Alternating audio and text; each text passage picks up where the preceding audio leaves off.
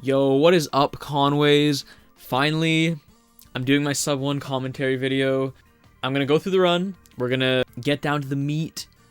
I'm gonna try to give them as much detail as I possibly can to things, shed some light on things that you might not have known. I mean, even if you're experienced, you might learn a thing or two. I'm gonna try to keep it as concise as I can, I guess. I don't want to spend too much time on one thing, or like, I want to try to explain as best as I can the most important parts. I'll also probably be skipping cutscenes and stuff, so it'll be like a kingdom by kingdom thing. Get to the bulk of it. So yeah, let's get right into it, I guess. Alright, so we're gonna come over here. Sub 1 commentary Nicro right here. Sub hour runner Nicro over there. Just in case you were confused. A few things I want to get out of the way before I start. A few common questions, I guess. So, how many hours did it take me, or how many hours have I put into this game in order to get sub hour? So, right now, I have an estimate of about 4,000 to 4,500 hours. So, it's a lot. I didn't just hop on the game. I'm not just some god. This thing took a lot of time. A lot of time and dedication. I use a Pro controller, and I'm playing on the Japanese version because the text saves 15 seconds over English. I'm playing on the 1.0 version of the game, which is the first ever version of Odyssey. So like, I had to factory reset my console and play on a physical 1.0 cartridge in order to play this version, because the earliest versions of the game, they're not patched, right? So we get access to a few pretty big glitches that I will be explaining. Let's get going. All right, let's go. All right, I'm gonna use this cursor on screen, by the way. I'm just gonna keep this here. If I need to like point at something, or like to like further elaborate or demonstrate, I think it'll come in handy. Make shit easier. Here, I'll just skip ahead a little bit. So, whoops. All right, so right here, we zoom in. We're mashing B. Boom, Mario gets up. All right. Important, very important right now. I'm going to get some important tech out of the way in Cap Kingdom, and then we'll speed this up in a bit, but I feel like I should get some of these things out of the way first. What's happening right here? So as Mario is standing here, I'm spinning the stick in circles, going crazy. Now what this is doing is it's buffering a spin. Now, what is that for, you may ask? Well, let's see. So, the first frame that Mario is able to take action, or we're able to take control of Mario, if I buffer those spins in, he's going to start spinning right away. So, what can you do with a spin? Well, you can jump with a spin. What can you do to a jump? You can ground pound. What can you do to a ground pound? You can accelerate. So, we're doing a ton. All those things are in just like one split second. So, we're spinning, jumping, ground pounding, and then taking off, and boom. That's how we take off. That's how we start Odyssey, with a spin pound. Spin pounds are really good for not only accelerating, they're good for accelerating in different angles, so you can change your angle with it. You can use it to just do regular ground pounds on things, to like summon moons and stuff. It's a very good piece of tech. I'm going to speed this up now, by the way. Also, you'll notice we're rolling a lot. Those yellow shocks, that comes from I'm crouching and I'm just shaking the controller a lot. Rolling is the fastest mode of transportation in the game. So, yeah, you're going to see a lot of those yellow power rolls. Shake, shake, shake is the name of the game. So I'm going to triple jump up this staircase.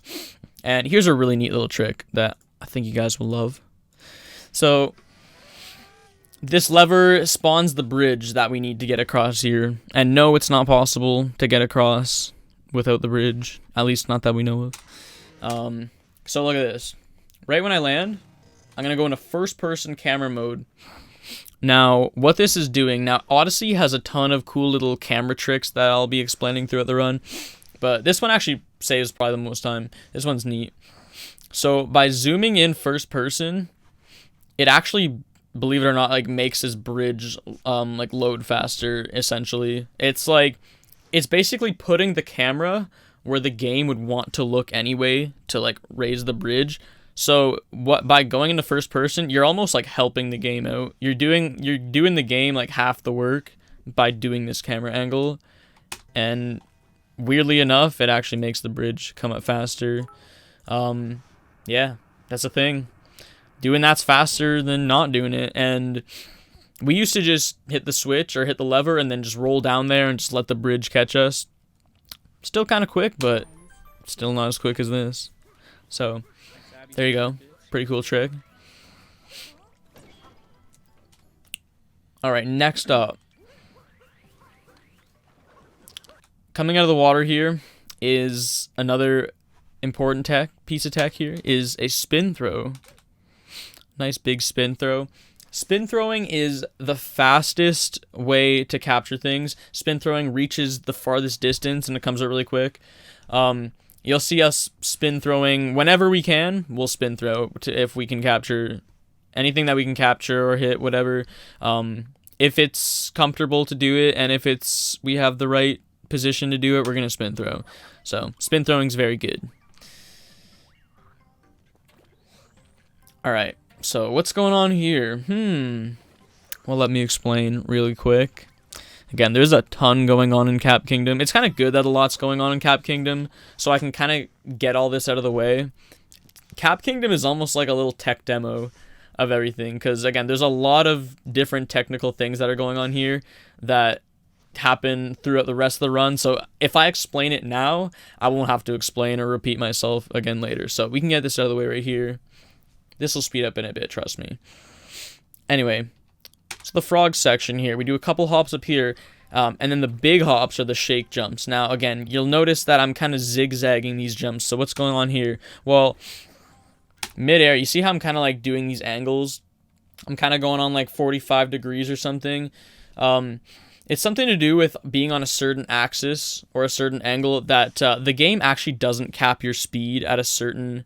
You might have heard the term like strafe jumping in like old shooters, or in there's probably a bunch of games that it's in that I'm not really aware of, but it's when you go on a certain angle midair, whether you're like doing a jump or you're falling off of something or you have like aerial momentum going somewhere. If you just tilt yourself a bit, you actually pick up speed. So that's what we're doing with the frog right now. You can just do this with Mario himself, or just even there's some other captures that you can do it with. But the first thing we do it with is the frog. So every time we jump, again, we're just picking up a little bit of momentum on the way down. And yeah, this actually saves a second over just straight swimming or just doing straight jumps. Excuse me. So pretty cool little piece of tech there. So this is a cap return jump. When Mario jumps with his own cap, or like Cappy comes back to him after you throw it, like right here, he'll kind of grab his hat and do a little spin.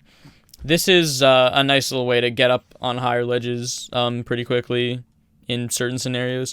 And then we do that into a triple jump. Now this is left side the cap tower climb. A lot of people struggle with this, and it's because you have to maximize the height out of everything. So there's quite a bit going on here.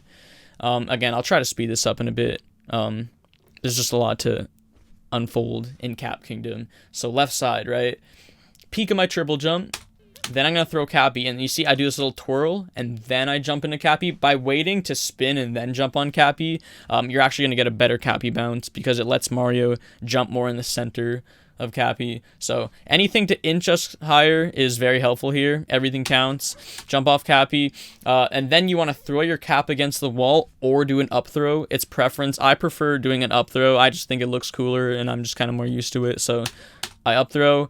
This gets me a little bit more height, and then I wall jump, peak of the wall jump, dive back on the rail, get in the boss fight.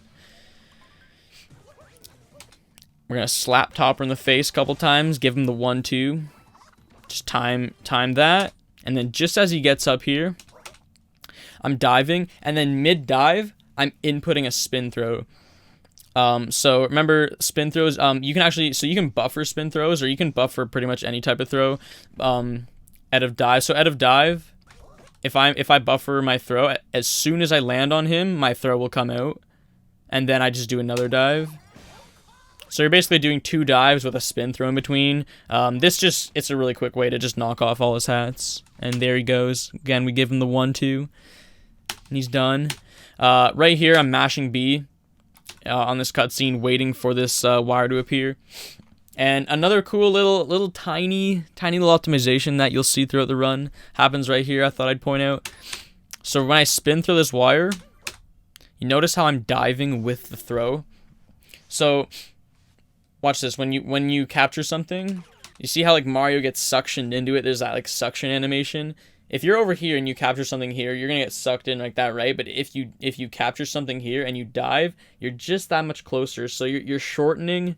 By me diving into the things I capture, it shortens the capture suction animation by a little tiny bit. It saves like barely anything, but I enjoy it quite a bit. I think it's a pretty cool little optimization. You know, it all adds up. So that's Cap. That's what's up.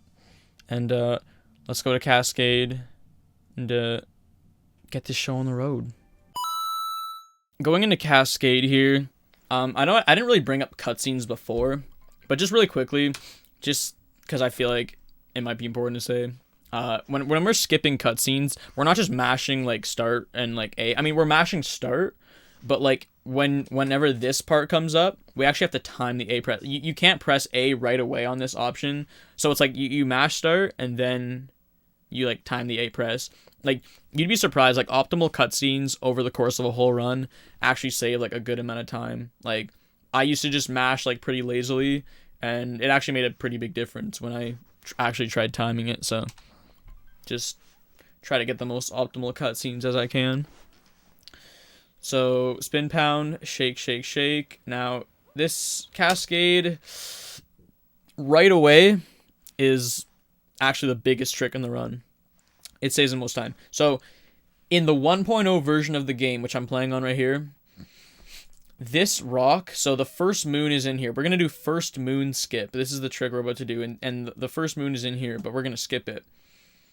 Because if I jump across here, if you can see where I'm pointing, there's an invisible wall. Nintendo put like an invisible barrier above this, because like, they don't want you to get up here, right? They want you to get that first moon. So if you were to just hit this wall, you just fall back down in the water. But you can actually creep under the invisible wall right here where I'm pointing. Where I'm going to do a certain sequence of jumps right here that actually allows me. I'm going to do this up throw. And I'm holding Cap B, but I let go of it at just the right time. So when I come out of the water, I get this cat return jump, which gives me the necessary height to do a cat bounce. And then another dive, and it just lets me... it's funny enough, we actually use the invisible wall to kind of, like, aid us to, like, get in here. Like, we kind of, like, hug it a bit, or else we would just kind of, like, bonk on this rock, probably. But for some reason, Nintendo is awful at, you know, putting up walls, or they, you know, we always get into parts that they don't want us to get into for whatever reason. They could have just, you know, not put a little hole there, but I guess there's a little hole there, and so we're gonna use it. So we kind of just dive right on in there.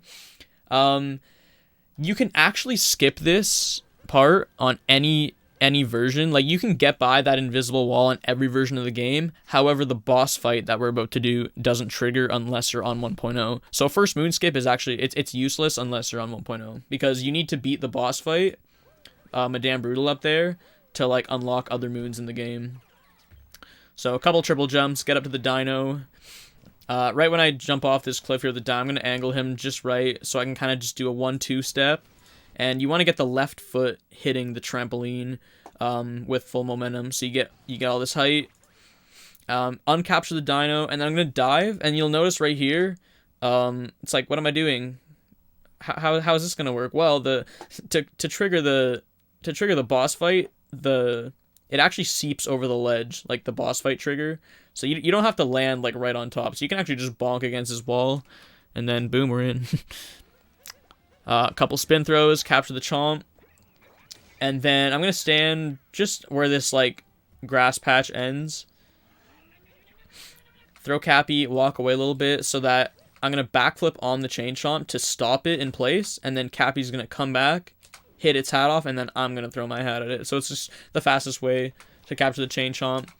Now, because I captured the chain chomp where I did, as soon as I capture it, I can just flick the stick back, and it just instantly hits Madame. Whereas, like, casually, like, you'd probably be, like, capturing it at a random spot, and you're just kind of shaking everywhere, running away from it. But the point we stop it in just gives us... It's the fastest way to just get a quick flick out of it. I'm collecting coins right here. We need 200 coins in the entire run, because there's 2 shot moons we buy. They're both 100 coins each. But that comes later on. But yeah, it's good to get some coins out of the way. We don't necessarily need these coins, but you may as well pick them up, because you have to wait for Madame to... throw the chain chomp anyway.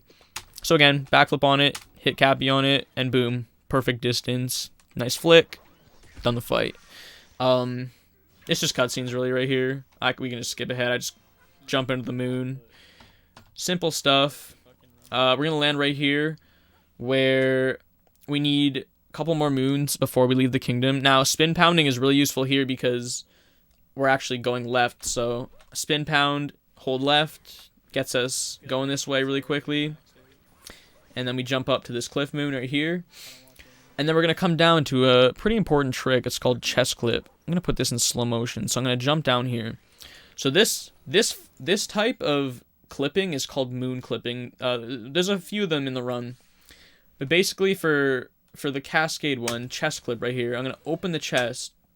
Now, when you open a chest, or like let's just say you ground pound and a moon comes out, the moon as the moon is like summoned, it's not active yet. The moon, you can't touch this moon yet. It takes about like a couple seconds to like actually grab it. So in the meantime, as we open this chest, I'm going to hop up on the ledge really quick. I'm going to turn around, backflip, and I'm going to throw Cappy. And I'm going to do this just as the moon becomes active. And what that does is when you throw your cap just as the moon becomes active, for whatever reason, it gives you like a bit of an up warp. And by doing this, it's enough for us to actually clip through the ceiling.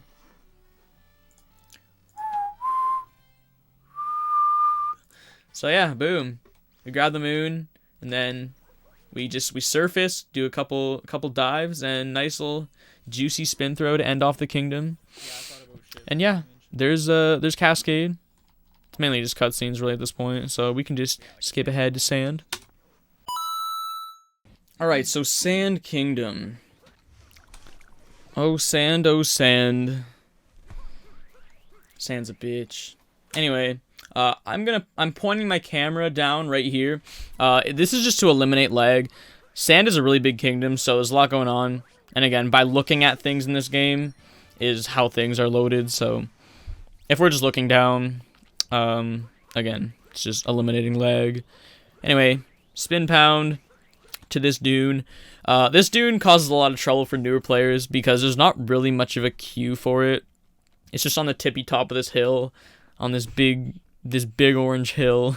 I like to use these bushes, like 4 or 5 rolls after the bushes into a dive. And again, it's just experience really. Like I just kind of like know where it is. So again, spin pounding is really good, right? So we can also use spin pounding as a replacement for a normal ground pound to summon moons faster. So, and then with that, I'm going to turn the camera this way because I want to dive in the opposite direction, like this way. So you'll notice when we grab moons, we set the camera up in certain ways so we can just dive right at it. It's faster than just like throwing Cappy in a direction to like change your angle. So yeah, just a little optimization. Right off of here, I'm gonna spin pound to the left. And here comes the original Dram strat. So you might have heard the term Dram before. This strat was found by the runner Dram55, actually. Basically, we're gonna jump up here, and I'm gonna go high enough so this dive right here, it's making that bullet bill up there. By me going this high, it basically sees me and it's gonna come shoot out now. But during that dive, I was buffering a spin so that when I land on this iceberg, I'm gonna do a jump and I'm gonna do up throw, and then I'm gonna switch my momentum over into this alcove and I'm gonna hold Cappy. I'm holding Cappy with Y, And then I'm kind of like doing a claw grip here so I can dive with X. I'm holding Y and diving with X across this little alcove right here. And on the second dive, I'm actually shaking the controller. So when you shake the controller and Cappy's near a capturable object, Cappy will home into that object. So the bill's up there waiting for me. I'm about to get this moon. So I go into the moon, and then Cappy goes into the bill. And then, yeah, guess what happens? Boom. Good shit. And that's a dram. Now, one thing I guess something kind of interesting with the bullet bill that I should point out is if you hold Y and shake, that's like, if you hold Y and then you shake, but then let go of Y after the first shake, that's how to make the bill go the fastest. Like it tells you to hold Y and like you can like also shake. But yeah, Y, holding Y and then shaking right when you capture it to do one shake, and then the rest are just raw shakes. That's actually the fastest. It's the most optimal bill flying. So, but I mean, it depends on the phone. That's what you want to do there. Spin pound over here. Again, sand is very widespread kingdom, so there's a ton of rolling. We're gonna make our way to luggage over here. So rolly, rolly, rolly, and then boom, spin pound. And again, I'm setting my camera angle this way because I'm coming to dive in this direction. We just hit the bumper to change the camera in that direction. All right, big trick right here. So big 1.0 trick. This is Finks Clip. So basically, I'm gonna try not to make this like a Finks Clip tutorial. Again, there's tutorials out there for it. Also, there's tutorials for like roll canceling. But basically, this is a roll cancel clip. That's the method of what kind of clip this is. I'm gonna do a backflip, and then I'm gonna really fast. It's like it's inputting X to Y to B, pretty much all in like a really quick succession. It's very frame tight. Again, I'm not gonna sit here explaining roll canceling too much. It's basically what it sounds like, but obviously more complicated. But that's what we use to get through this wall. Roll canceling is a really quick burst of speed, and it actually allows us to get through some walls in this game. I actually missed my first attempt of it, but I picked myself up real quick again, and boom, we roll cancel right through into the Sphinx room. Give the chest a nice spin throw. And then I'm going to set Cappy out here. So on the way out, just home down, grab a bunch of coins. Those are most of the coins we grab in the run. Most of the coins in the run we get in sand. We actually need, yeah, we need 200 coins at one point. I mentioned that before. So yeah, most of them you get in sand. So, okay. Really important right here. This is really, really neat. So bear with me. When you come out of a room, in Odyssey or with whenever there's a cycle, right? So you know how there's a bird, there's like a hawk or a eagle, whatever it is, flying around that holds a moon in sand. So by me leaving the Sphinx room right there, it resets the cycle. This bird flies around the kingdom in a certain cycle, right? But when I come back out of this room, the cycle reset itself. So the bird right now, as I come out of this room, is on a really tight cycle for me to get right at the end of the kingdom. So if I make a tiny mistake, I'm going to miss that bird and I'm going to lose a ton of time and potentially lose the run, right? So right here, I have to get... The way this route that I'm doing in this video works is that I have to get everything perfectly, or else the bird is just going to fly right by. So I have to get Finks Clip first try right here. Boom. So this one, just like the first one, it's the same. It's a roll cancel, except this one I'm holding up left, and I'm gonna dive through the quicksand out of bounds. And luckily enough, this moon right here, the flowing sands moon, is actually just close to the wall, perfectly close to the wall enough so that we can grab that moon and actually stay out of bounds. So I'm kind of like half in bounds, half out of bounds. So I'm gonna kind of push forward here a little bit, and then I'm gonna ground pound while staying out of bounds still. And then we can get a ground pound jump out of this, get a nice cap dive up here, and then I'm going to throw Cappy into this 8-bit pipe. Now I'm going to dive right here, and a lot of people think this is a mistake, or they see this and it's like, I'm bonking, oh no. But no, this is really cool. So in order for me to get up here, I have to bonk. in order for me to surface. Bonking in Odyssey actually like rises you up a little bit. So by bonking on this pipe, that's actually what allowed me to surface, or else I can't get in there with the method that I did. So yeah, get up on this pipe. I'm going to buffer a spin pound on it. And then right here, we're going to buffer another spin. And I want to land perfectly between those two crates. Now, the crate on the right that's shining, that holds a moon in it, which spawns on the left side here. So I have to break both of them. And as you can see, I faced Mario this way, so that right when that animation's over, we just give it a nice roll boost and grab this moon. Over here, just catching some bills, catching some moons. Pretty basic stuff.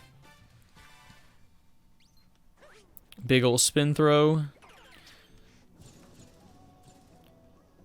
Now, here's the Jaxie skip. So basically, I'm gonna crash right into this wall on this like panel right here, and I'm gonna do an instant wall jump into a spin throw, turn around, dive to open this chest. And as I'm waiting for this moon to spawn, I'm gonna do a cap return jump, and I home into that chest, which holds 50 coins. So again, we got a ton of coins in sand. You can almost get all the coins in the run in just sand alone. And then yeah, just more rolling across this poison pond. Gonna spin throw dive into the cactus. All you need is just to scooch the cactus over a little inch. This hitbox down here below is like pretty big, so just scooch him over. Again, turn the camera this way, and then dive. Now that bird I was talking about, right? That bird cycle. I had to not make any mistakes at all, because look how tight this is. Right when I fall off this edge here, I throw Cappy forward, and I dive into this dune, and at the same time as I throw Cappy, I shake so it homes into the bird. So, you know, kills 2 birds with 1 stone, even though it's only like 1 bird. Whatever. And then yeah. Moons right next to each other. You can just throw Cappy into it. 2 quick ones. Also, I should explain here too. You might have saw a little bit of a lag spike right there. This was live streamed, by the way. Trust me, it's not a splice. This is real. This was live. I promise. Believe me.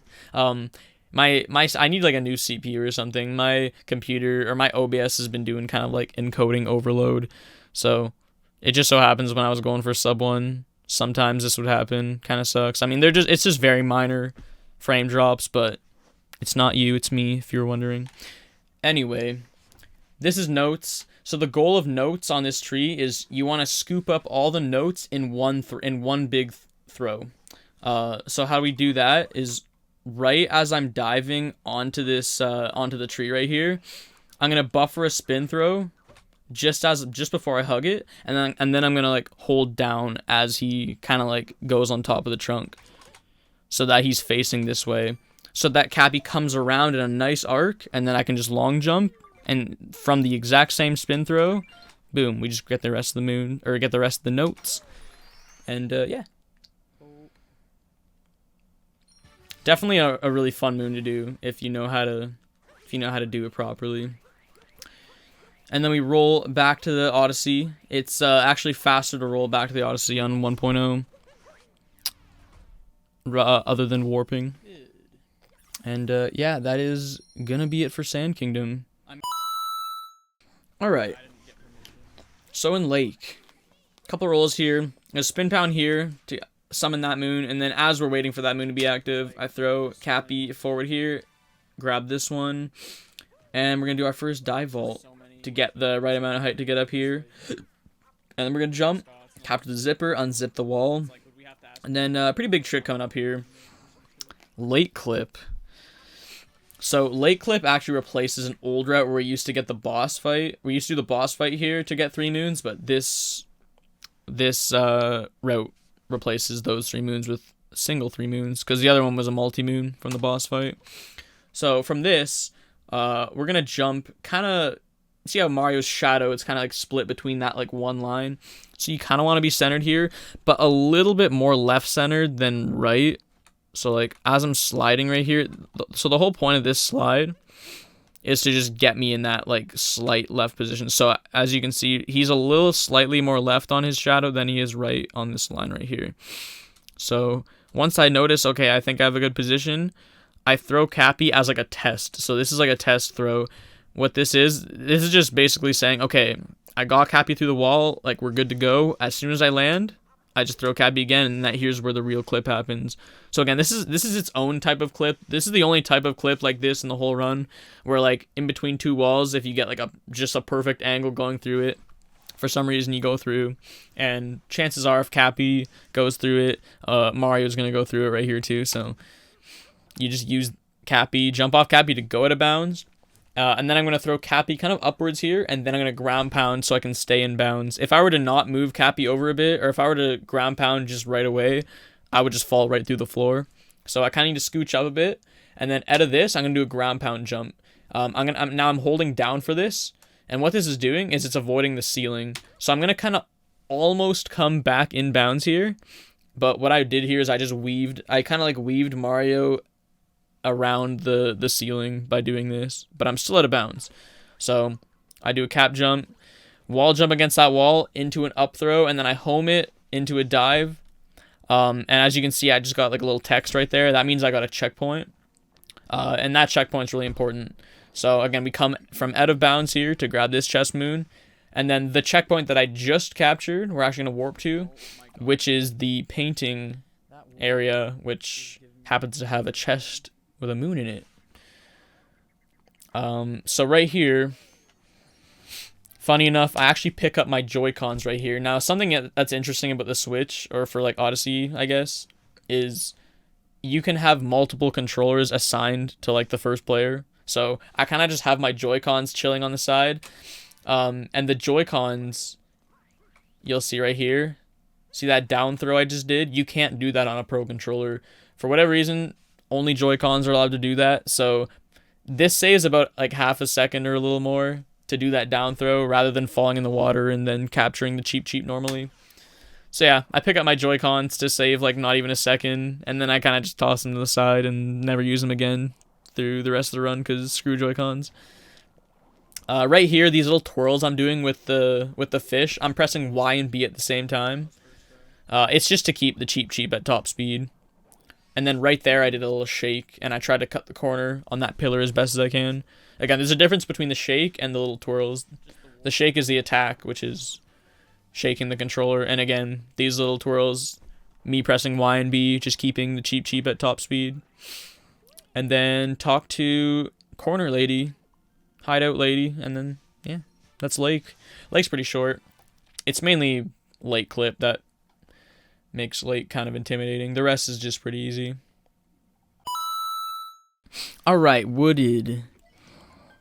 Wooded. So we're rolling. We stop rolling early enough so that we can preserve our speed, but we're holding Y so I can just snatch the rock. I'm going to juke the bunny out. Throw the rock into the rock, get the moon, do a little multitasking. Come back. Pick up the bunny.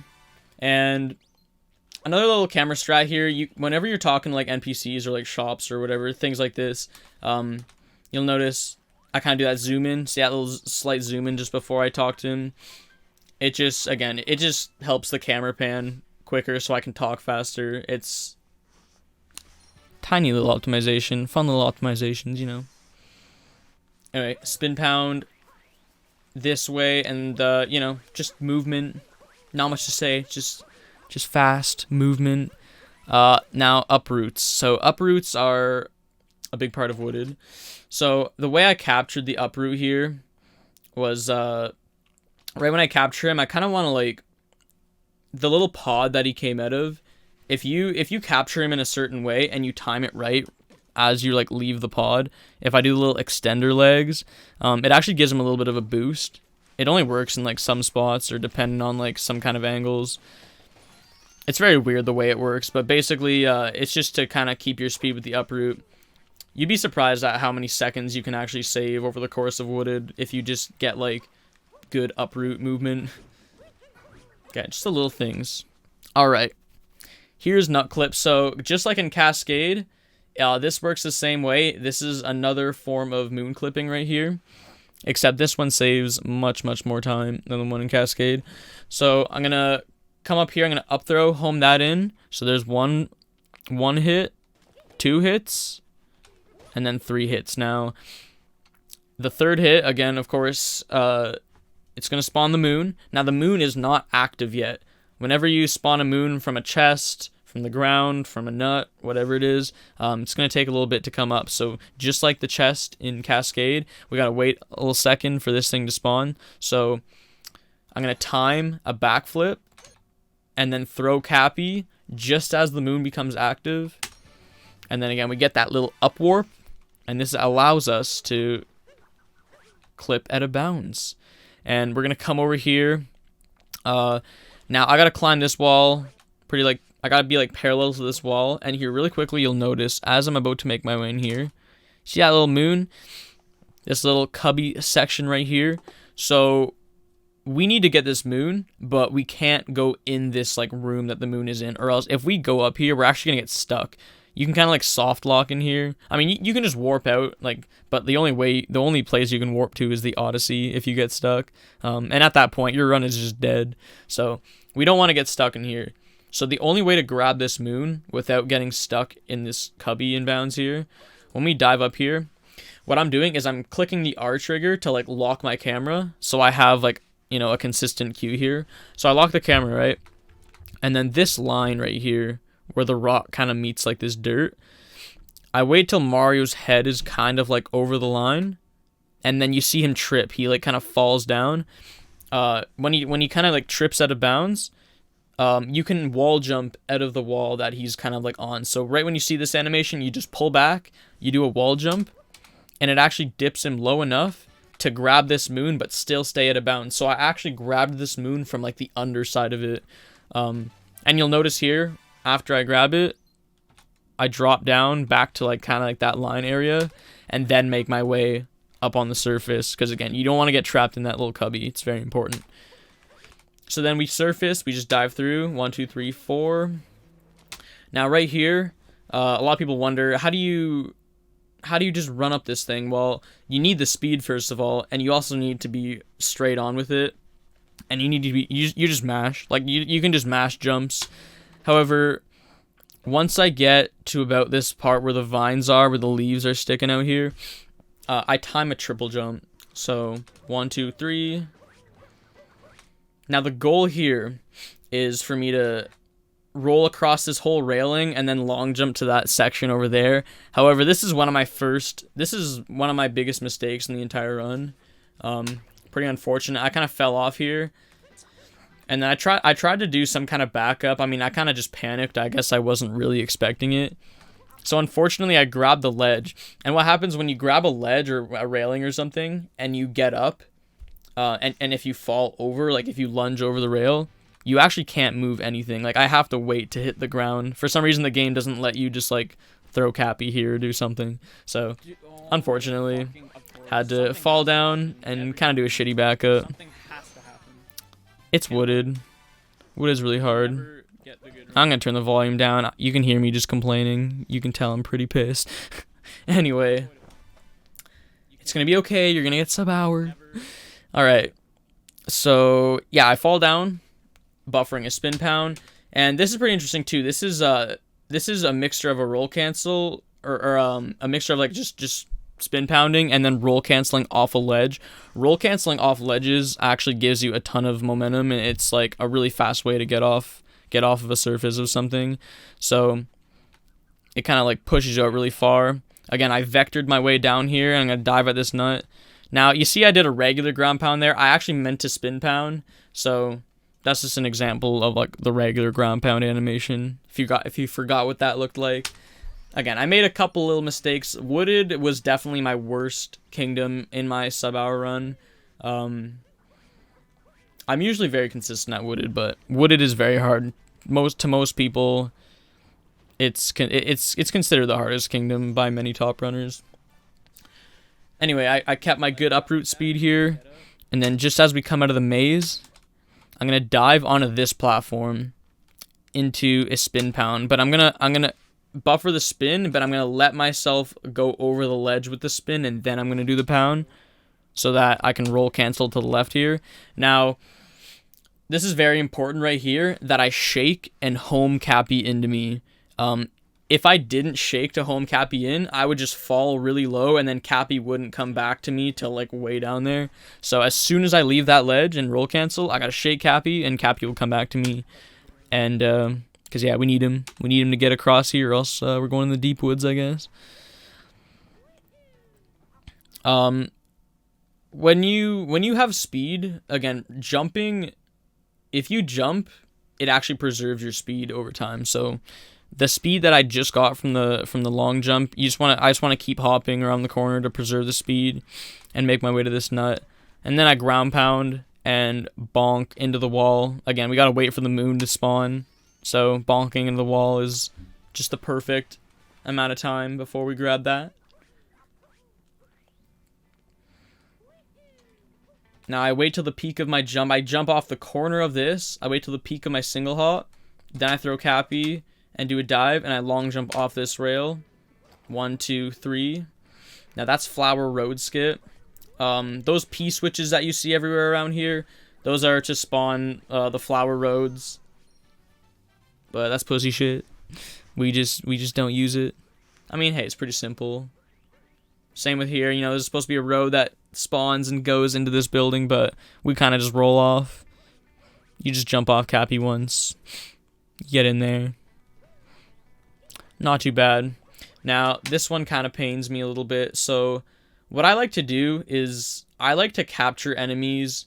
When you capture an enemy from like a diagonal, it actually sometimes captures it faster. And that's what I was trying to do right here. But sadly, again, I'm going to make a mistake. I kind of rolled too far to the left, and I didn't get the roll cancel that I quite wanted. So as you see, I kind of lost control of Mario, and I did this like fat like zigzag or kind of like swing right here. And I went right into him instead of throwing Cappy at him. I was really pissed at this point, as you might be able to tell. See, I'm getting really slow uproot movement, kind of like I mentioned before. I couldn't quite catch the footing here, so you can visibly see like the uproot being slower. And it's because I took damage and I captured him pretty late. So yeah, that's actually a ton of time right there. Every time you get a damage refill, it's actually like 2 seconds. So not only you take time loss from taking damage and just tripping, but then you gotta watch that stupid health animation refill. But yeah, you know, that sucks. But hey, it only gets better from here. Wooded was my worst kingdom in the run. I'm going to spin pound, and then as that spin pound is ending, I'm buffering another spin here, hopping up on this ledge, then I go again. Now I do this angle right here specifically so I can vector. Again, I'm going on that little 45 degree. See, I'm picking up a ton of momentum here. Now right here, I wonder, how am I getting these jumps off without taking the tumble? Usually, if you fall from a big area like that, or coming from above, you're gonna take that like hard landing animation, or Mario's like, hey. But to bypass that, you buffer a jump. Again, more buffering. Yeah, I just press A, just inches before, or B. So yeah, you want to jump around like there.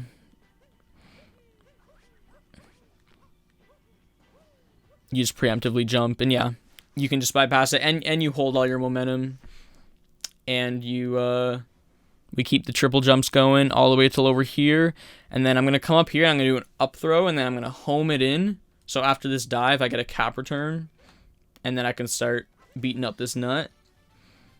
Have the camera this way, dive towards it, and then we're going to change our angle right here with a spin pound and make our way to the pipes. Now the pipes room is kind of on a cycle, so it doesn't really matter what I'm doing right here. You see how the water is going to rise? It rises up and down, but no matter what I do to grab this moon, as long as I catch the cycle as I'm on the way down here, it's fine. And you're going to see, like, I kind of make it early anyway. Like, I have to wait for these guys to kind of, like, pass, and then I jump over them. Like, you see, I even kind of, like, almost skin him a little bit. You just got to make it through this little crack. So, yeah, you kind of have to wait for that anyway. And, yeah, that's Wooded. Wooded is definitely a really cool kingdom. Pretty exciting, but very difficult as well. And, yeah, I lost the most time here. Also, keep in mind, No speedrun is ever perfect. I'm sorry to disappoint, but yeah. We make mistakes. But again, it only gets better. Alright. Cloud Kingdom. So buffered spin pound. Home to the middle. Get the cloud platform to save us. Just roll in. Skip the cutscene. We're going to do 1, 2, 3, 4, 5. And then I kind of run to the right here. Because, okay, so Bowser's going to throw his hat. And then right as he throws it, if I throw Cappy, I meet him in the middle and I instantly grab the cat. This is like the instant hat capture. And now what I'm going to do is, because I'm on this angle, I took this angle so I can dive straight. So I can start punching him immediately on this angle. So you might be wondering, why do I go on the side of him to punch him? Well, if I punch him far away from me, like over here, and then just before he gets up, I spin pound this way. So when he does travel, see how he only moved over one space? If I were to not go on that angle by punching him, if I were to just punch him straight against the wall and hit him on the fence, he would have ended up behind me, and he would have jumped across the entire arena. So by punching him over here, it just makes him move over one space instead of move over like a ton of spaces. So it's just a little time saver. You just want to make him move the least distance possible. Right here, kind of the same idea, except you gotta wait for the hats this time, so... But we just backflip into it, and then as soon as he lets go, boom, just hold forward, throw Cappy, and then the same thing, get the insta-capture, dive, and then start punching right as you hit the ground. And if you have the right angle, you want to get him 2 circles away from you, spin pound away, because again, he jumps to the platform that is like furthest away from you pretty much, so... In that case, yeah, and he just moves over one square or one space, and then you're good. Also, I'm shaking to punch here. You can also press the buttons to punch, but I think it's just easier to shake, and it's kind of faster anyway. So yeah, that's Cloud. All right, so Lost Kingdom. Just mash jump right here. Get Mario to jump up. Talk to Cappy a little bit.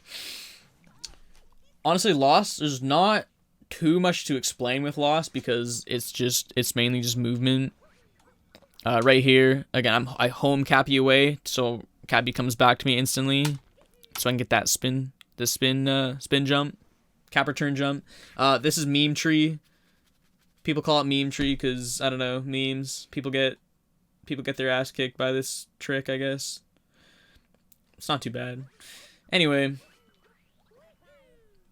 Just movement. Spin pound, get that out. There's a butterfly up here. Again, if you're too close to this butterfly, you actually, like, it flies away. But we're just far enough. Again, right here, I just use Cappy to just get myself onto this platform enough.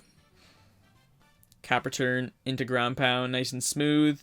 Again, I'm going to spin pound, roll cancel off the ledge. Gives me nice momentum off ledges.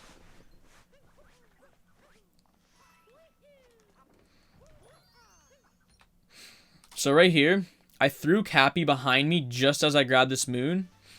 So it's a little risky because, like, I'm at a bit of a crossroads right here on where to go. But I opted to go left. Again, it's kind of sketchy, but I do it all the time. It always ends up like this, where I barely have enough time to, like, dive onto it. But again, if I turn around and dive, because I threw Cappy that way, by the time I land, Cappy just came back to me. And I get to dive off this corner with a cap return. And I have just enough height to jump over this branch, get this one. And then we're going to spin pound over to Klepto over here. So this is necessary to touch. I need to touch the top of this platform right here to trigger Klepto. Because if you don't, if I were to walk anywhere else, like on that lower half of Lost Kingdom, the Klepto trigger happens where he comes down, takes your cap, and you lose like a minute or something. So it's really important that you come up here, you wake him up, and that's all you gotta do. So as long as you go up there and touch him like that, well, not actually touch him, you just kind of like go on the platform, you're good to go. You can go anywhere in Lost, and you won't have to worry about triggering the bird in that cutscene. And then, yeah, we spin pound this staircase down, and as I'm spin pounding here, I woke up that little beetle guy that's going to grab our hat in a second, but in the meantime, I'm going to roll cancel left. And on the way back, see how he's kind of walking at me already? As he's about to take off, we dive, a little multitask. Just behind the tree, just behind, on this tree here. Come back for this guy. And then there's another trap beetle over here. And I'm going to long jump to get enough speed so this triple reaches all the way over this cage. I'm going to dive just on this corner. And he just so happens to make it there in time. Roll into the moon. Spin pound under the bridge. Now we can actually still live this. We just got a neutral cap bounce right here. Nice turnaround. Again, when you grab a moon in Odyssey, you get the ability to cap bounce again after it. So you can still live after that bridge. So yeah, Lost is a really dope kingdom. It's a lot of people's favorites. It's just nice and fast. The moons per minute ratio is pretty high. And yeah, it's just really movement. No like big major tricks happening or anything. All right. So here we are in Metro. Pretty big, pretty exciting kingdom. We're gonna start off in Night Metro though. Right here, I'm just jumping. Again, jumping preserves your speed, so that's why I just did 2 triple jumps. Just preserved our speed going up to that wire. I like to use that curb kind of as a cue. Just single hop, dive. You want to try to touch the top of this trampoline and not the bottom, just so you can kind of get the max height. So, you know, less chance of you bonking right here when you dive up on the roof. 1, 2, 3. Get up on the roof, and we're gonna long jump in the girder sandwich. Cool trick coming up here. It's a Goomba bop. 1, 2. I actually came up with this trick a long time ago. It's still in the run, which is really cool.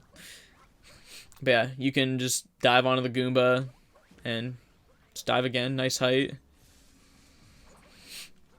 A lot of just movement, really.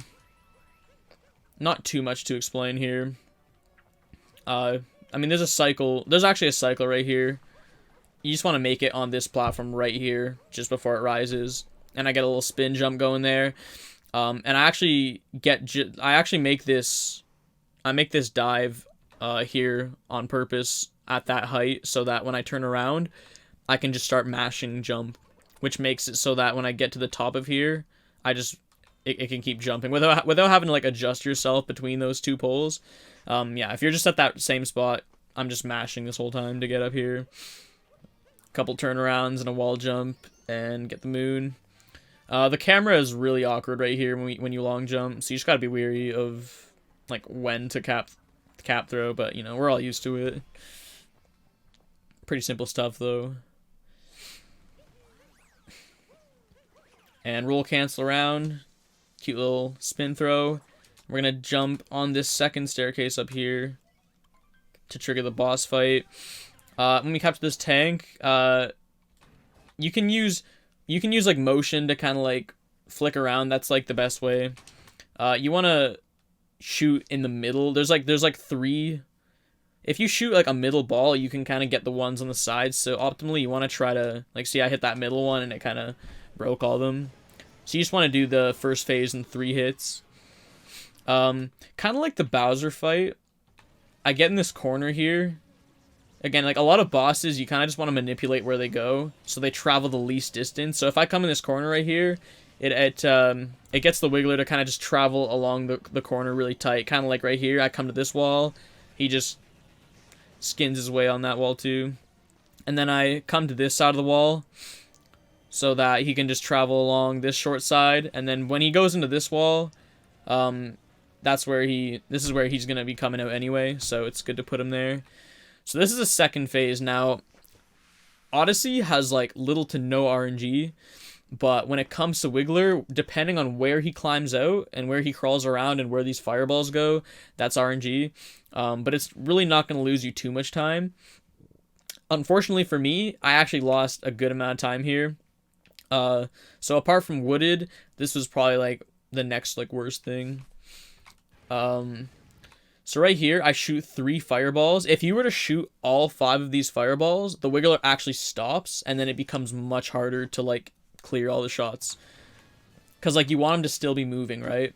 So I get a little close, Because if he's moving, you can kind of just shoot one spot and he'll kind of like crawl into it. So I was successful at getting a decent enough, you know, position and pattern. But right here, I actually missed that shot. So, you know, there's one left behind, which really sucked. So I had to take an extra shot there, and then I had to back up and shoot that. I mean, hey, it's a lot of time. But then, you know, just spam shoot the rest. Yeah, pretty bad. Again, pretty bad mistake right there.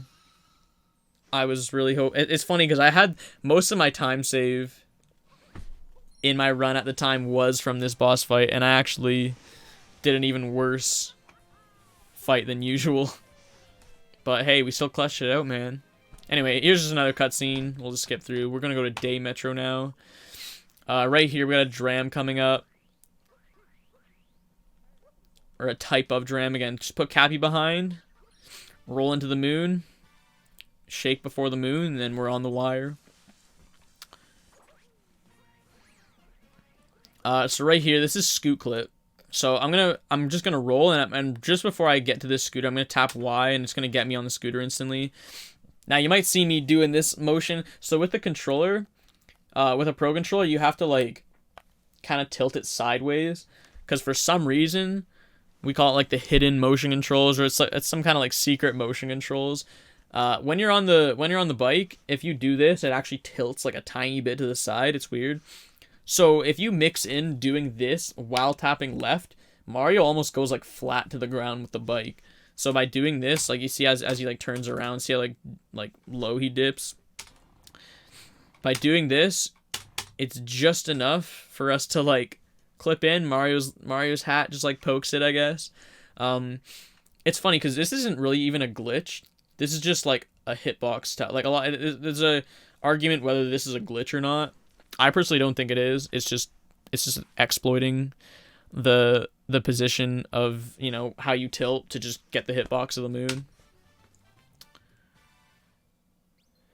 So that's how you get that. And then we're going to jump, and at the peak height of the scooter, if we jump out of the scooter, we're going to throw hat. Again, we want to land on the top of the trampoline, kind of like at the beginning of Night Metro, just to get over this wall enough. Throw Cappy, dive to get closer.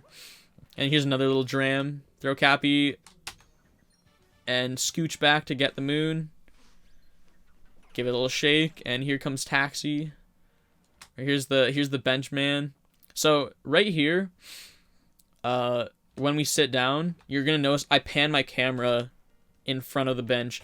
The camera was gonna go in front of the bench anyway, so there's another little camera strat. Like, I kind of did half the work for the game by putting the camera there, so it actually saved a little time instead of the camera having to pan itself there. And then yeah, we basically just navigate our way through here with a bunch of spin pounds, because it's all just squared off. 1, 2, 3, and I'm gonna long jump, and it's just gonna give me the right amount of height to roll off this box, and I'm gonna try to get the right angle to boom, get there. And again, these taxis can kind of mess you up if you're not fast enough on this whole thing. These taxis actually get in the way, but I was fast enough, so I can just flick myself everywhere, and we're getting past the taxis, no problem. And then yeah, you keep your run speed, and then you just start rolling. I had to talk to this again. I was gonna use a first-person camera strat to talk to the drummer, but I got kind of fucked by the staircase. It kind of pushes you to the side a bit if you roll on it wrong way.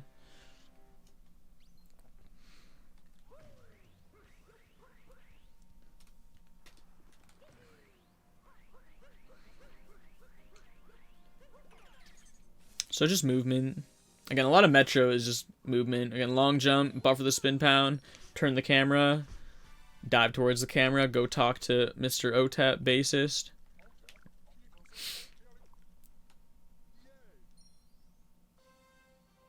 And we can skip this. It's just a warp, really. Coming up to the top of this tower, I'm going to spin pound here, and then I'm going to do a single hop off this roof, but I'm going to vector. Here's another vector. If you're going to do a single hop like I did, it's pretty necessary that you do a vector like that to get it. You can just triple jump down there, but I like that method of just doing that single hop and vectoring it. We're going to do that dive down to swinging in the breeze, and then we're going to climb this tower.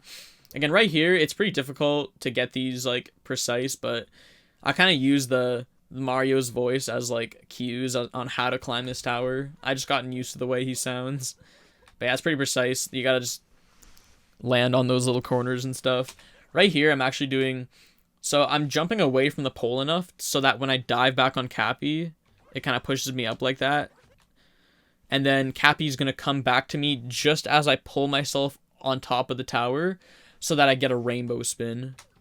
So I'm gonna land on top of the tower, see how Cappy just got back to me. I'm going to press A, and I do a rainbow spin. And what that does is I grab the moon just like right under the moon, and it's actually enough. It's a nice positioning to just get me to spin pound off. Because if you grab that moon normally, it's really hard to spin pound or else you'll just fall. So by doing that rainbow spin, it's just a consistent way to grab the moon from right under it and still get this spin pound off nice and easy. This moon right here, I grab on the right side of it so I can just start mashing a cap throw dive to the left here.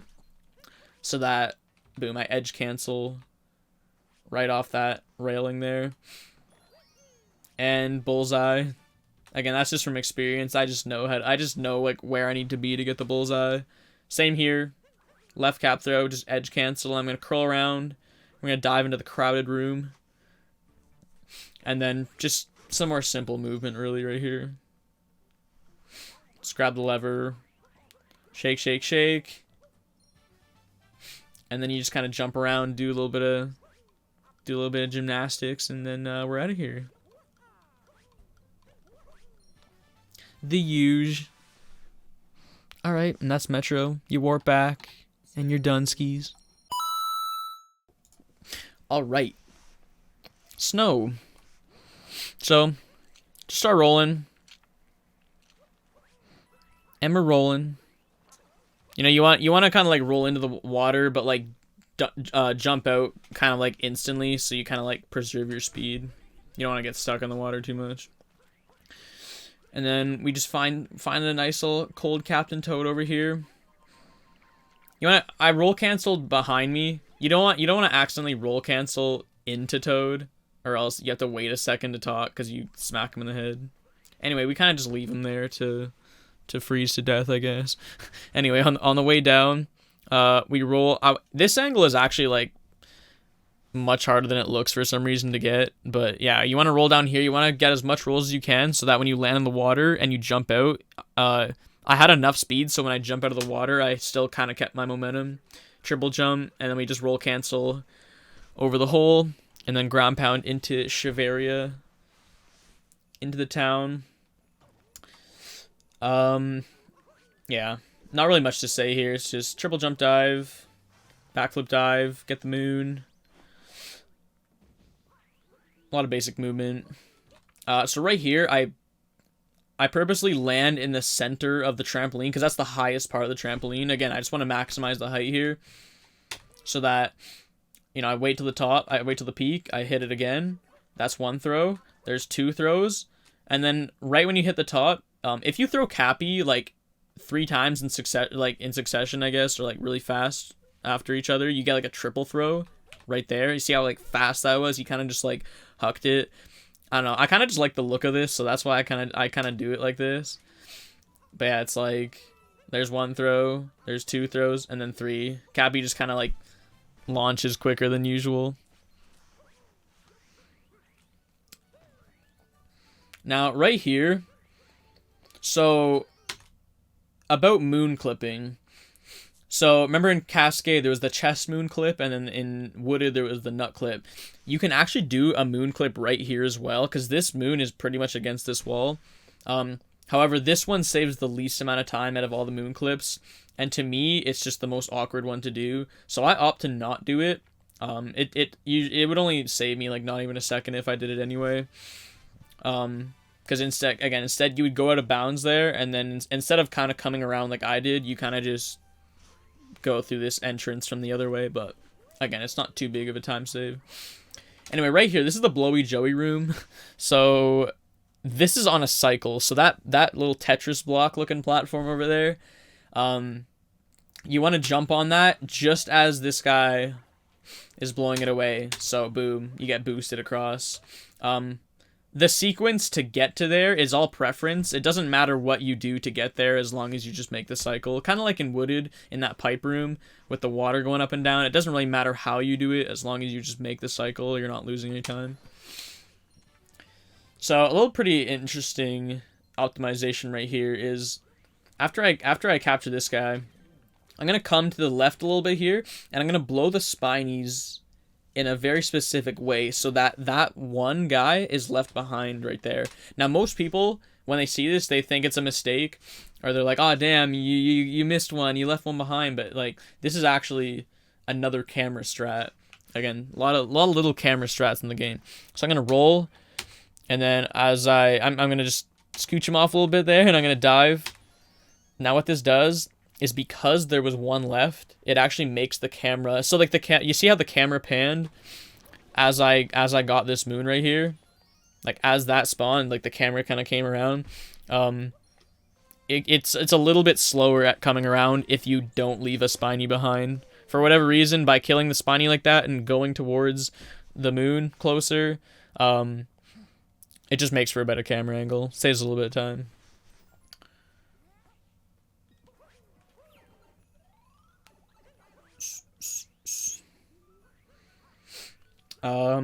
Here's another little part of RNG in the run, just depending on where these Goombas are. You just want to capture the Goombas.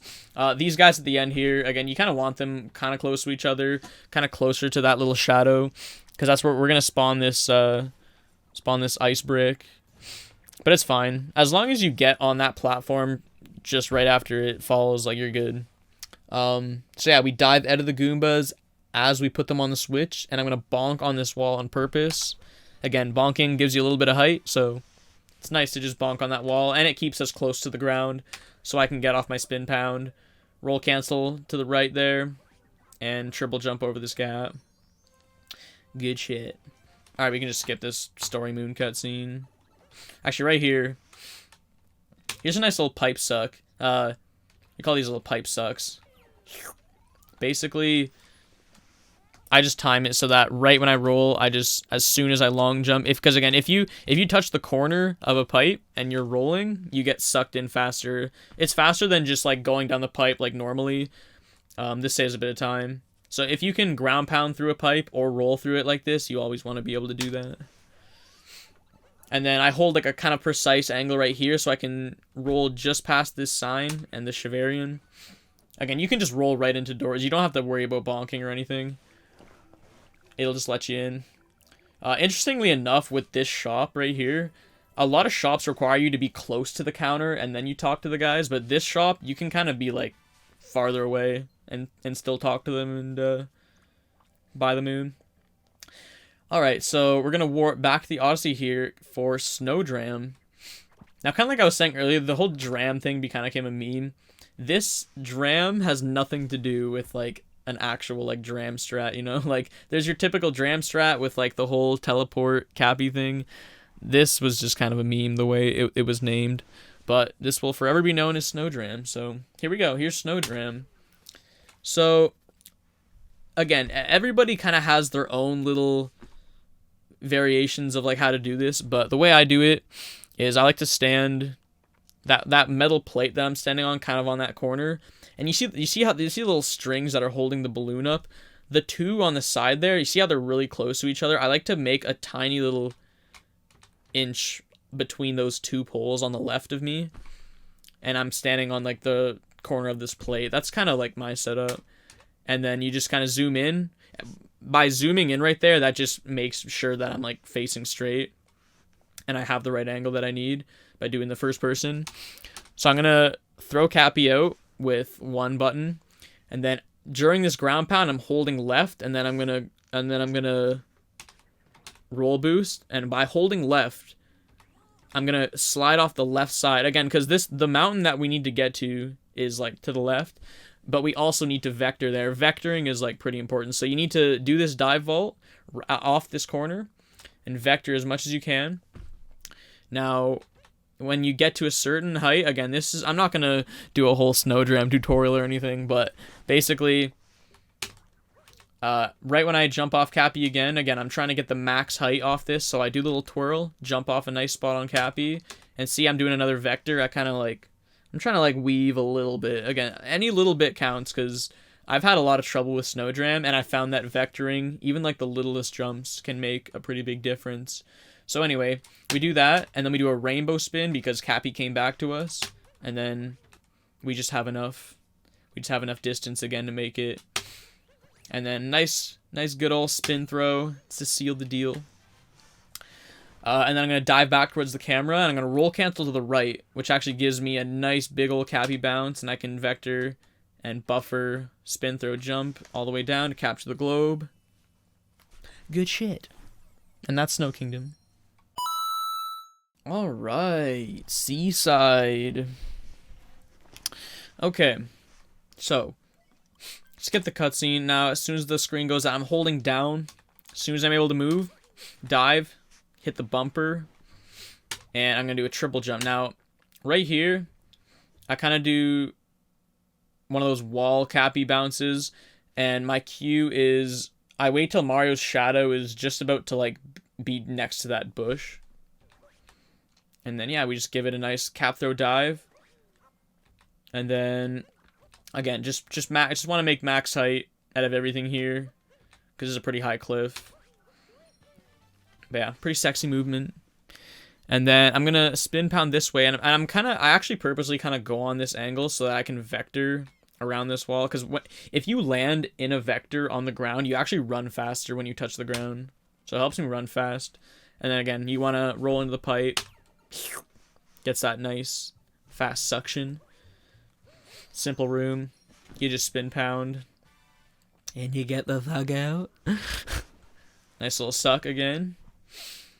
And then this part's kind of weird. Like, this camera really sucks.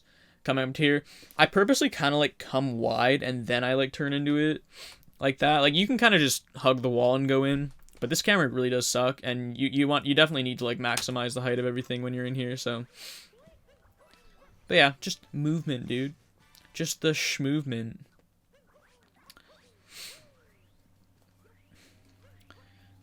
So yeah, triple jump. And then right when if you let go, or if you're holding forward when you go in the water, you actually don't sink. You kind of go down and then you come back up. But I kind of hold forward just barely before I touch the water. So, and I actually still sink, but like I'm not holding forward really enough. It's just like kind of forward. So I still sink and I go forward, throw Cappy, and then you just dive, make the suction a little bit closer to the cheap. And once again, just like Lake, pressing Y and B, just keeping my top speed with the fish. And I swim into the moon as it becomes active just to get a little momentum head start going this way. Honestly, Seaside, like the first part of what you saw in Seaside, like just the main movement part, like those are like the hardest parts. Like Seaside isn't anything crazy. Like you definitely can be optimal. Like there's optimal swimming. We're still trying to cut corners and doing the best we can to save time here. Like, you can use the shake. Like I'm trying to cut the corner here using the shake to pick up these moons. So nothing too crazy interesting until the end here once we get to Fish Clip, which was actually the newest addition to any percent before sub hour happened. Anyway, hit all the little bumps, get the middle guy, and then right here. So this crease that you see that starts over here along this along the base here, you want to get in this line, and in this little section you want to tuck the fish. You kind of want to swim there, go to the ground and tuck him in and like look down a bit, I guess, so that he kind of sandwiches himself in the corner there. And then the thing with when you uncapture a capturable thing in this game, it puts you where it's facing. So if I were to uncapture the cheap, I'm looking forward, right? But I kind of put the cheap like I look back a little bit so that I can uncapture him this way. Because in order to make this clip right here work, we need Mario to be away from the fish. I don't know exactly how to explain it, but basically when I'm throwing the cap towards the cheap, because the cheap is essentially like out of bounds right now, but Mario can't be close to it, because if I was close to it, if I was right next to it and I captured it, the game would just push the cheap back in bounds, because it checks Mario's positioning at a bounce to see if I'm still there or something. But as long as the cheap's there and I'm far away, again, we need to be kind of far away, so I move back while I capture it, and you just swim down, and it just lets you kind of get in there. Honestly, a really easy trick. And luckily enough, thankfully, we can use the attacking thing to capture moons, so we can stay at a bounds while getting this guy right here. Scooped him up, and then conveniently enough, the Sphinx section we can go through from out of bounds, instead of asking him questions. We just kind of steal his treasure anyway. And there we have it. Nice spin throw dive. And that's Seaside.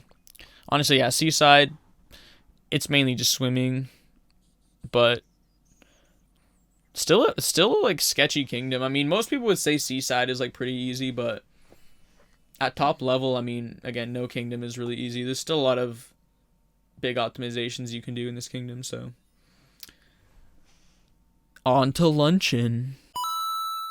Alright, big ol' lunch. So I'm holding right, wait to move, dive, roll boost, and then right when we get to this little crack here in the ground, we go 1, 2, and then you want to be at the peak of this salt. So this is salt triple right here. You got peak of the jump, dive off that, get your little boost off the wall, and then roly-woly all the way to the moon. Right here, okay, so this double dive I do is actually, like, kind of important, because you'd think most of the time, I mean, you can just roll here and just keep going, but it's actually, like, really sketchy, because this salt pile is kind of like it's like a hill like this, right? So if I were to start rolling right here, I would probably just fall off the side, and I'd probably just kill myself. So I do an extra dive there just for safety, because then once you get more further down the salt patch, it gets more flat, and you can just start rolling. So it's like a little slow to like do that dive, but it's like I'd rather not die. And then I rolled just barely off the corner there, so I can make it onto this platform. It's a little optimization. And then I'm going to dive, try to catch this moon on the top of it, so I can, you know, keep my height, get on this roof, and then just dive to Spirit Arena. Spirit's probably, like, the easiest boss. Like, you just wait until he kind of does that little rises his hat thingy. Throw Cappy. And then as you're falling, you just let Cappy hit. Hat comes off. Then Mario hits. Again, just wait for the hat to rise. Super simple fight. We can skip through this a little bit. So yeah, wait for this cutscene, and then we're gonna jump down to the bonus room right here. It's kind of on a little bit of a cycle. I mean, you just gotta roll around the corner. It's fairly simple. Grab the moon, and as we dive, then the platforms start to rise, and then so yeah, we kind of have to wait for that.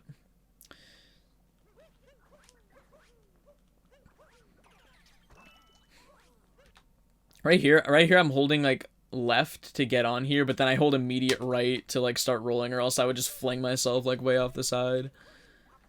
Spin, pound, jump, and then we buffer in the middle of this roll, let go of roll. There you go. Right here, it's actually pretty important that I land on this panel of this apple, or whatever the fuck that is. These vegetables, because they're, like, all polygonal and shit, so if you touch a wrong spot or you roll off the wrong spot, it can just kind of fling you in a random direction. So you just want to make sure you're, like, gonna roll off this side. Let yourself slide down a bit. And then I'm gonna throw Cappy to the left and then dive onto this roof. So it's homing into the box, and then we're just ready for the spawn right here. Then we got the soup coming up. We're gonna pluck the gold turnip, which is in the middle. And then we're gonna start a long jump as it's coming out of the ground, so we can just grab it mid long jump and we keep our speed. Give it a nice little toss. And then I'm going to purposely wait for the sound cue, and I'm going to bonk on the wall just to keep us, again, low to the ground. So I can get that instant backflip off. And then, so I kind of put myself on a bit of an angle here down to this island, because I want to roll cancel. And then, yeah, I want to roll cancel right off the edge of this because you can actually make this whole gap in one, if you just vector it. I didn't have to like dive onto this island. So again, if I land in vector positioning, I get like a nice run speed coming down here. So that Podoboo that just jumped up, you want to make sure you're in time for it to be on this side. So we caught the nice cycle there. Few shakes, spin throw, and then we just let the spin throw go as we roll in. Now this is Forks. Forks is pretty awesome. It's a nice music, fast room, cool shit.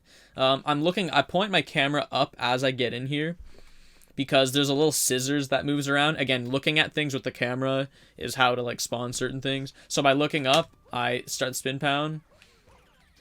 So that scissors right there. It's right in front of me because I looked up. And again, we're just diving closer to the forks. Faster captures. Good stuff. Capper turn. I'm going to roll off the fence right into the moon. Nice and juicy. Forks is a lot of fun. And then out of here, so I'm going to roll and I'm going to capture this Podoboo. Now, you see how I'm panning the camera? I pointed my camera all this way.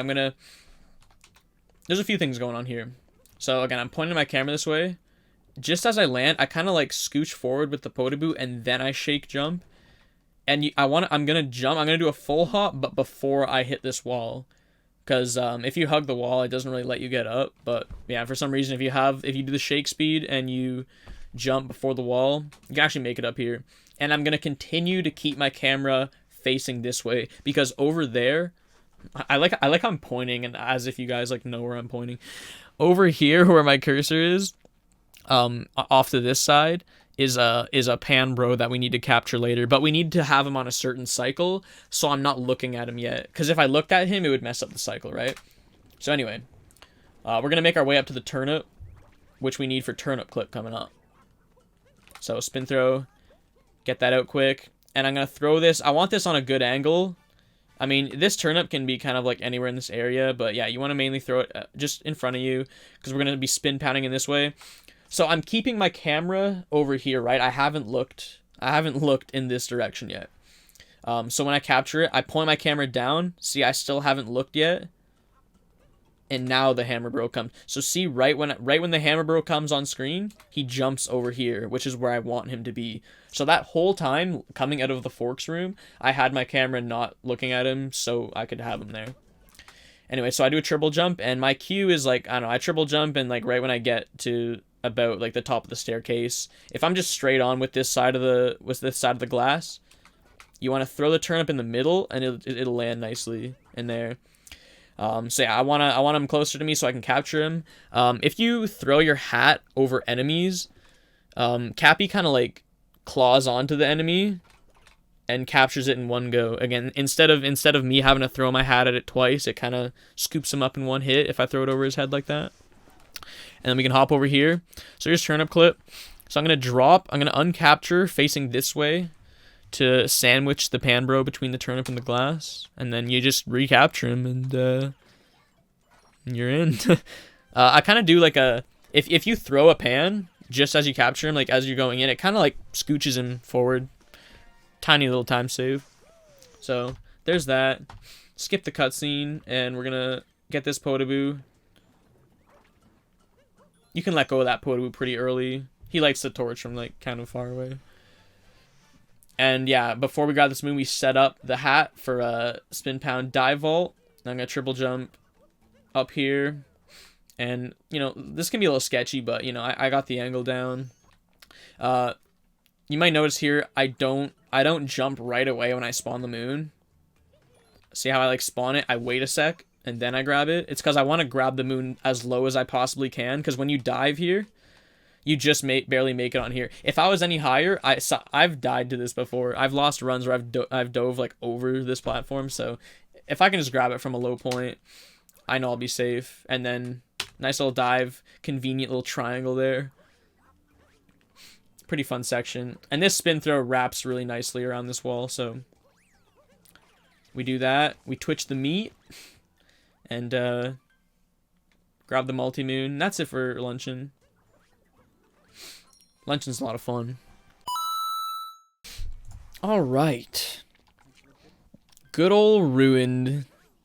So yeah, really, there's honestly not much to say at all about Rune. You kind of just start, you triple jump, you dive, you roll, you get the little key thing, and then you're in the fight. I mean, really, when we open up here, we just get these hearts just to kind of like have them ready. Because yeah, Ruined is basically an auto scroller. Not really much optimizations can be done here at all. It's just, you know, everybody has their own little preference of how to get on him. You just gotta wait till he comes down. We take damage on purpose because, you know, we're just right next to it. We could just start plucking the keys right away. And then, yeah, every time you hit him, you kind of just come back down, you just grab a heart, and you do it all again. Now, of course, you can optimally, like, pluck the keys, and, like, your ground pound on his head, it doesn't actually need to be, like, perfectly on the little bump. You can kind of, there's just, if it's in that general, like, area, like, you're good to go.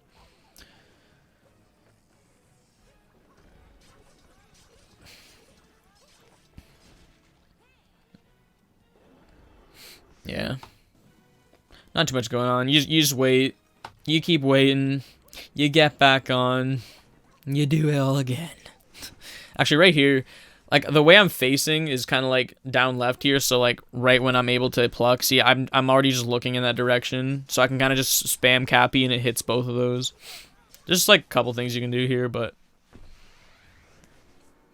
Ruined is, like, yeah, it's pretty lame. Don't really know. No one really knows still why this is even here, but you know what? It's here. It exists. We gotta deal with it.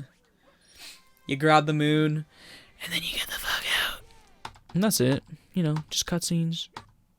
More fun. Yay.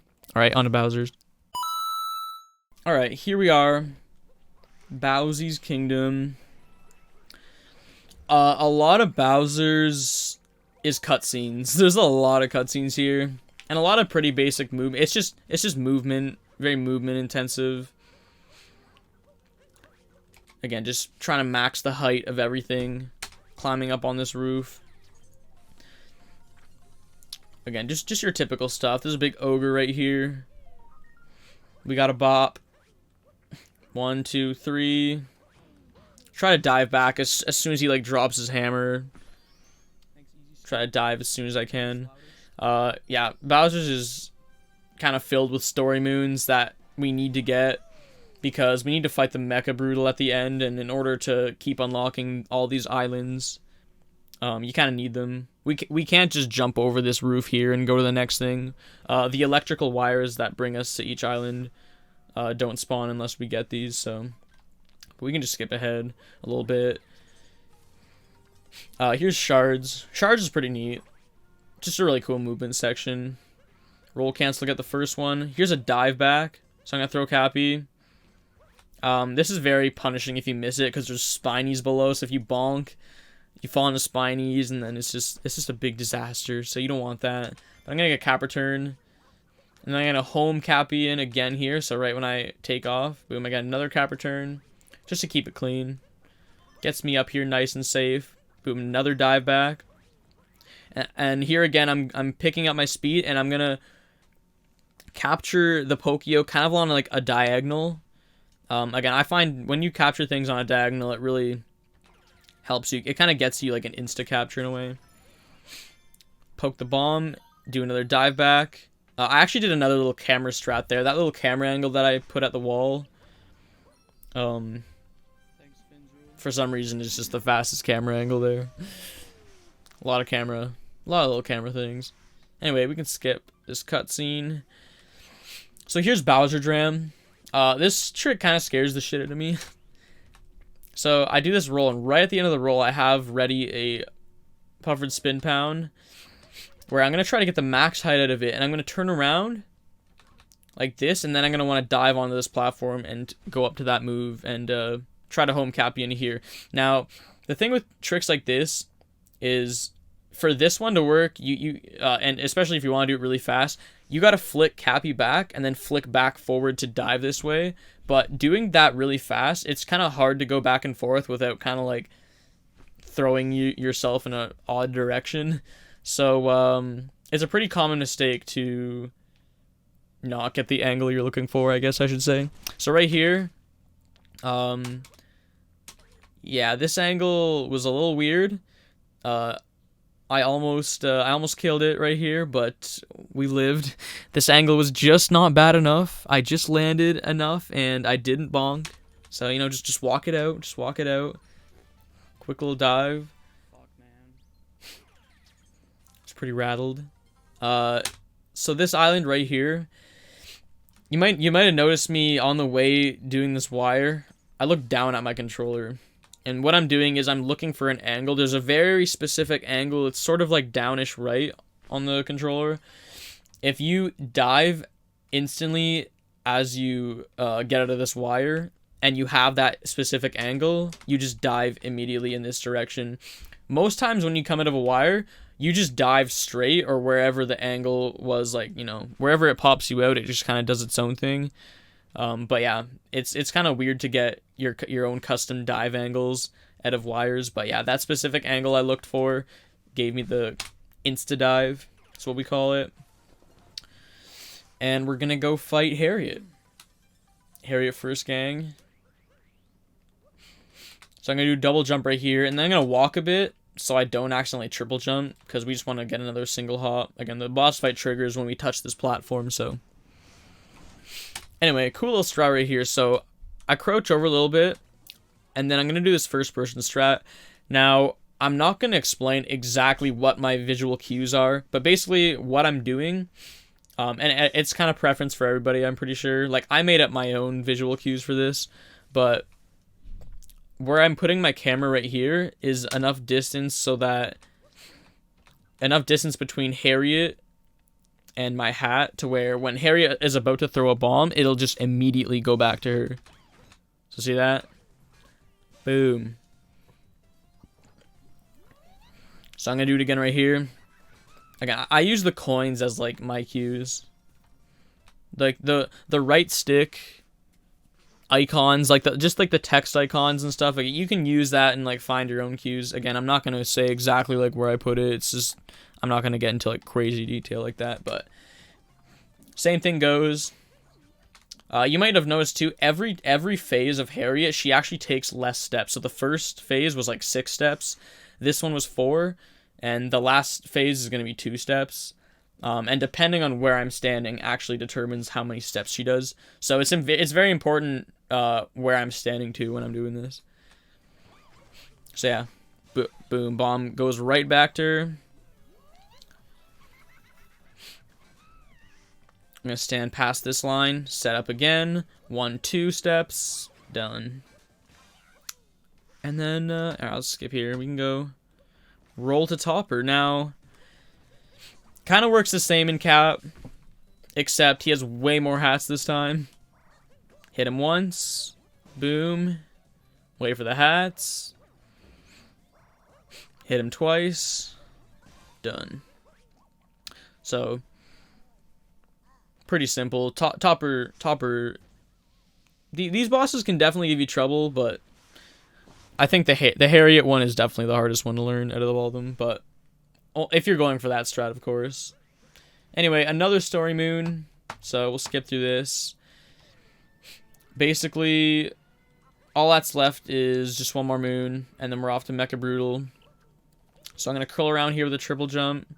And then kind of by hugging this wall, it kind of keeps my momentum so that when I break these boxes, I'm able to just slip right in instead of like grabbing the ledge. Spin bound into the pipe. Now this camera right here really sucks.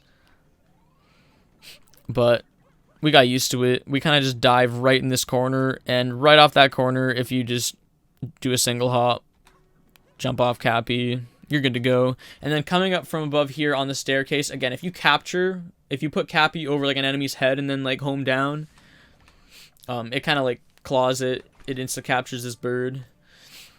And then we just poke our way up here. Now, doing those shakes gives us a little extra inch of the bird. We kind of want to try to avoid doing that as much. So we just kind of want nice, clean, big leaps up here.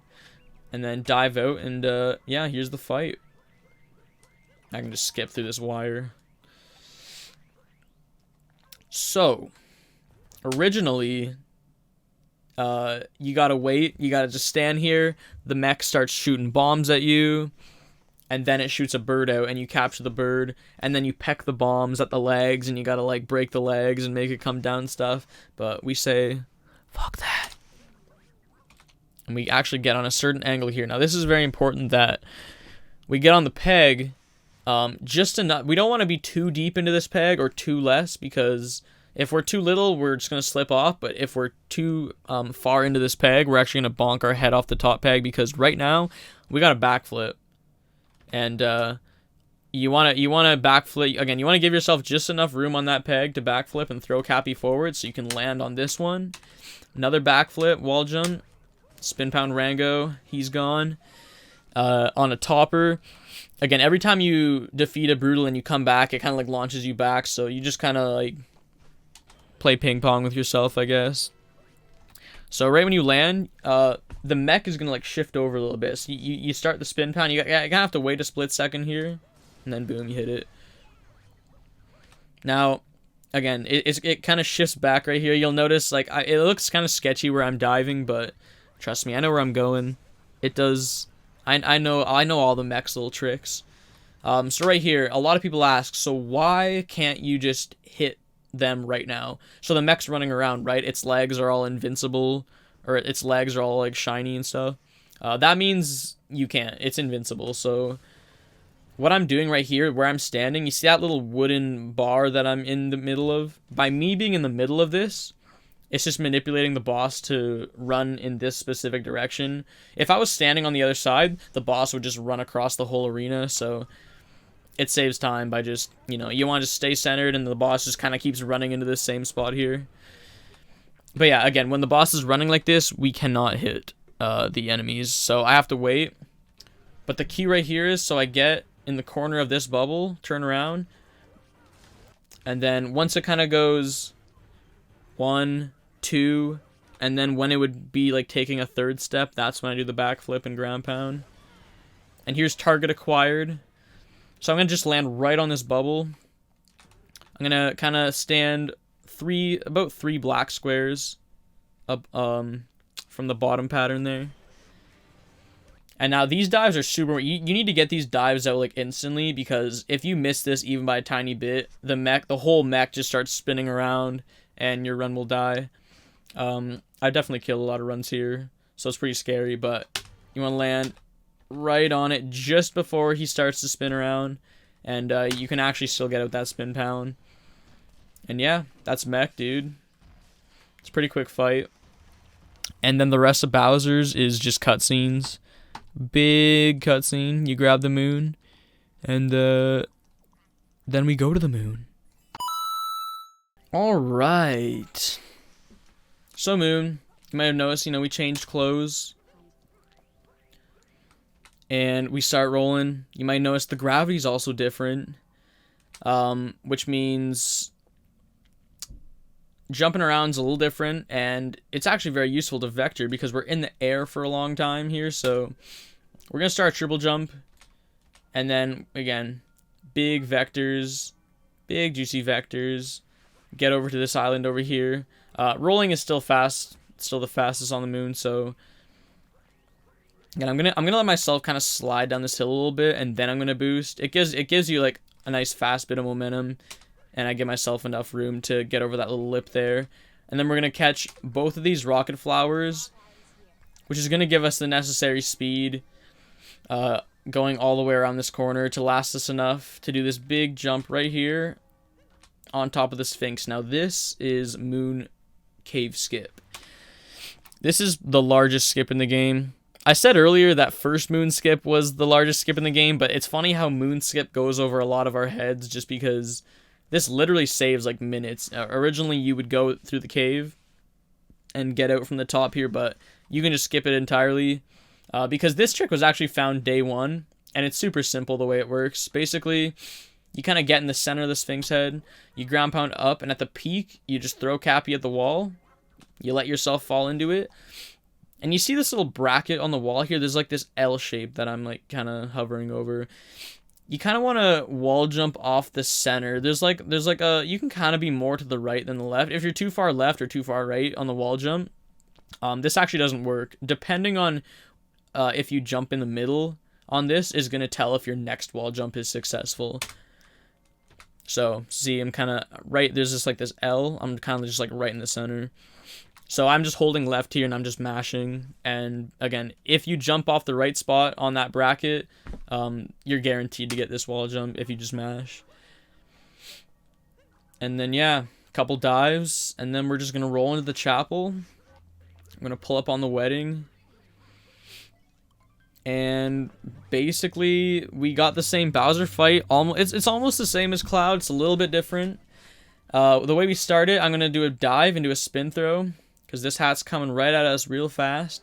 And then I'm going to do a spin throw into a dive. Now, by spin throwing, when I capture this hat, it's actually just going to circle around me, so I can actually roll towards Bowser while I have this hat.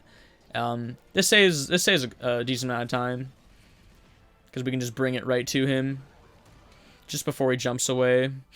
And yeah, again, it works the same as Cloud, except we don't have to do the manipulation like we did in Cloud, because no matter what, Bowser jumps to the center and he starts throwing out his fire anyway. So we just gotta sit here, jump around his boring fire. Again, same way this works here, like Cloud 2. You turn around, you backflip, do a couple dick punches. 1, 2. You wait for him to get in the center. Again, just really, really easy to dodge these flames. Now, I kind of roll up until this little pebble I see on the ground here. These hats that he summons, they can be random, but the way I set this up is no matter where the hat is, when I start walking, I can kind of just run into whatever hat it is, and then we're good to go. You just time the backflip like you would. And, boom. One last swipe. Skip the cutscene.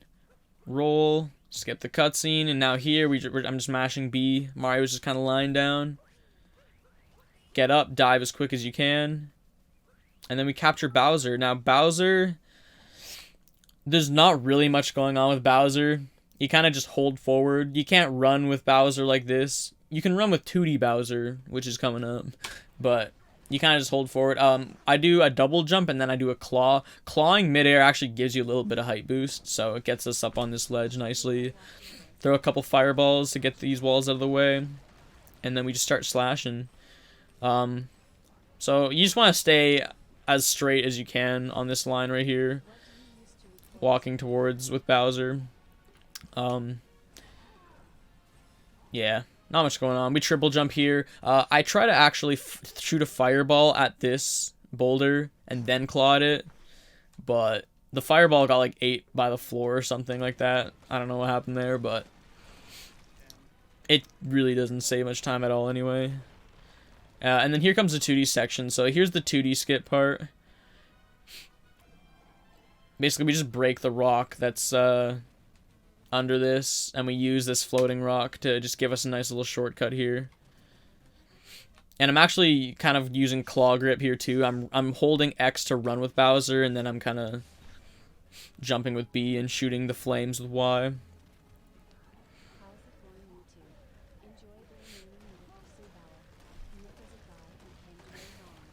So yeah, and then you just keep running, shoot some fireballs, claw at the rocks, you know. Stay in the office as Bowser. And here's Pillars. Now, Pillars is my next pretty decent time loss, I'd say, in the run. Now, Pillars is absolutely important. So I was on pace for a better sub hour, of course, here. I lost time. I lost about like 4 seconds or so. You know, we still clutched it out, but when you're really nervous and you're in Pillars, because you have to hold a really tight angle, but you have to jump and shake at the same time, and you have to do that like a bunch. So right here, see, my angle started off pretty decent, you know. I'm getting all the fireballs I need, but then right here, my fireball didn't come out until, like, I hit the ground for some reason. So I had to shoot another one. And because of that, it kind of messes up the cycle. The way these boulders that fall from the sky, I could have got around a better cycle, but, you know, I was really nervous, of course, and there's a lot of shit in the way, so these pillars were kind of bad. Again, if you have to get really close up to this, you can just shoot this pillar with fireballs usually. The fact that I had to, like, claw at it kind of sucks. Again, I'm just wasting little bits of time and stuff. And as you can see, as I'm coming up to this last pillar, there's a bunch of, like, boulders in the way. Those wouldn't be in the way had I just got there a little bit sooner. So that's why, like, catching a good cycle in pillars is, like, pretty important, actually. But, you know, they just weren't bad enough. So once you get to the middle, you're just mashing. You're just clawing away. Right here, as these boulders, these are the last few boulders that fall down. I kind of like to get in the middle over here, just so I'm not on the diagonal. It just helps you jump into the wire kind of easier. Snaps you in there nicer. And then, boom. Yes, dude. There's yes. the sub 1, man. Yes. And there's the pop-off. Yes. Fuck yes. I got a mouth on me, though. Goddamn. Yeah, what a day that was, man. What a great day. Let's go, dude. Yeah, let's go. Anyway, I'm not going to sit here watching the celebration. You guys can go watch the video if you want to, like, see the rest of it and see the celebration. I hope you guys enjoyed that. I hope it wasn't too rambly. I hope you learned some things. I had a lot of fun making it. It's definitely good watching this once in a while.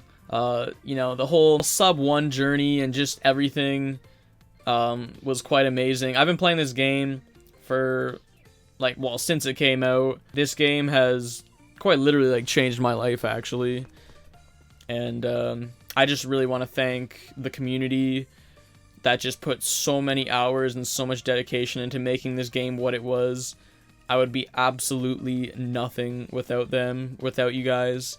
So, yeah, just thank you, whoever, you know, was on this journey to get this sub 1.